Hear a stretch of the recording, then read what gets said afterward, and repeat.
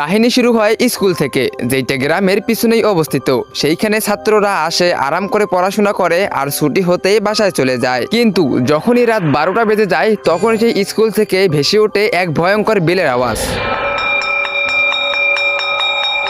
না আছে চৌকিদার, না আছে শিক্ষক, না কোনো স্টুডেন্ট। সেই বেল প্রতিদিন একই সুরে রাত 12টা হতেই বাজতে শুরু করে। ওই স্কুলে এক পুরনো লাইব্রেরি, যেটা বহু বছর ধরেই বন্ধ আছে।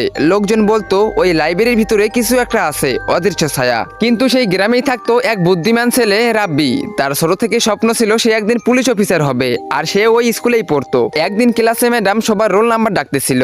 সবার রোল নাম্বার ডাকা হয়ে গেলে একজনকার নাম পিছিয়ে যায়, সেটা হচ্ছে রোল নাম্বার 13। তখনই রাব্বি দাঁড়িয়ে বলে, ম্যাডাম আপনি তো সবার রোল নাম্বারই ডাকলেন, কিন্তু রোল নাম্বার 13 ডাকলেন না কেন?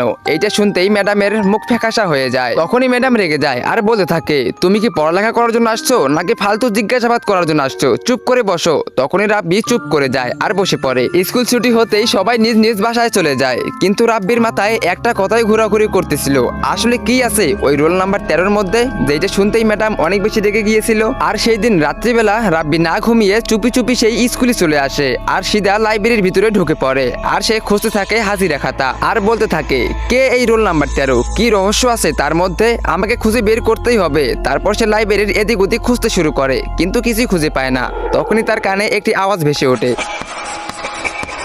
আর যখনই রাব্বি পিছনে ঘোরে তখন সে দেখতে পায় ব্ল্যাকবোর্ড একা একা কিছু লিখতেছে, আর্জুন মিস রোল নাম্বার 13। তো বন্ধুরা, কে এই আর্জুন রোল নাম্বার 13? আর কি বা রহস্য আছে তার মধ্যে লুকিয়ে, তোমরা সেটা দেখতে পারবে পার্ট 2-তে। তো পার্ট 2 দেখতে চাইলে ভিডিওতে লাইক করে চ্যানেলটাকে সাবস্ক্রাইব করে দাও আর কমেন্টে পার্ট 2 লেখো।